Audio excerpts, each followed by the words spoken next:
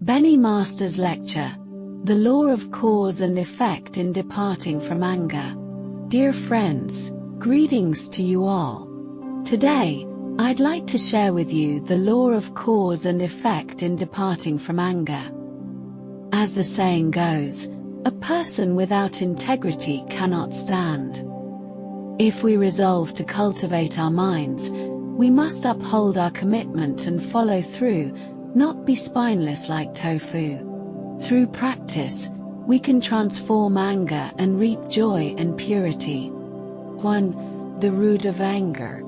Anger is like a fire, a illusory beast we've nurtured through habitual conditioning, acting like a virus that flares up and causes us to lose control. Yet, the one who perceives this fire is our Qingxing Detsuji. A wise person, when anger arises, retreats to a solitary place and quietly observes what this fire is doing. Once aware, the fire finds no fuel to burn, for it is merely an illusion of the mind. 2. The 8 Joys of Departing from Anger.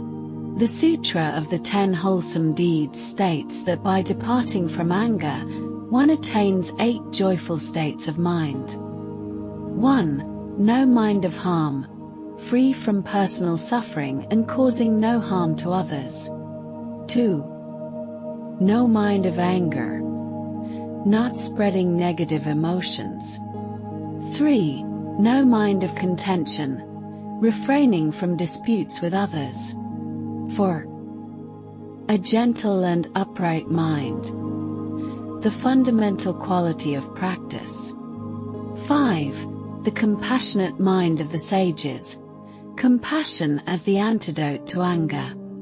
6. A mind constantly benefiting and comforting beings, directing body, speech, and mind toward helping others.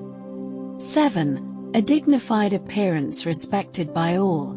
Anger uglifies, while its absence beautifies. 8. Swift rebirth in the Brahma realm through harmony and forbearance. Forbearance leads to the fruit of purity. If this practice is dedicated to supreme enlightenment, one will, upon becoming a Buddha, attain an unobstructed mind, delighting all who behold it. This is the law of cause and effect. Cultivate the cause, reap the fruit. 3 Methods of practice. First, resolve and uphold integrity. Vow to depart from anger and honor that commitment. Second, cultivate causes and conditions. Frequently make vows to plant good causes and respectfully offer support to nurture conditions. When they ripen, the fruit manifests. Third, observe the fire and let it dissolve. When anger flares, watch its rise and fall without engaging, it will extinguish itself. 4. Conclusion. Departing from anger requires perseverance.